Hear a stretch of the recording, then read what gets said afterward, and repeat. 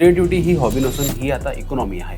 कालच्या बजेटमध्ये सरकारने जवळपास 250 कोटी त्यांनी अलोकेट केले आहे फॉर क्रिएटिव्हिटी अँड कंटेंट क्रिएशनसाठी. जिथे आयडियाज, कंटेंट डिझाईन, व्हिडिओ आणि इनोव्हेशनवर चालणाऱ्या इकॉनॉमीला ऑरेंज इकॉनॉमी म्हणतात. जसे की यामध्ये graphic designing, reels, video editing, branding, animation and gaming हे सगळं ऑरेंज इकॉनॉमीचे भाग आहे. तर आज डिग्रीपेक्षा रिअल स्किल्सवर जास्त महत्त्व देण्यात येतो. ते कालच्या बजेटमध्ये खूप क्लिअर समजून आलं.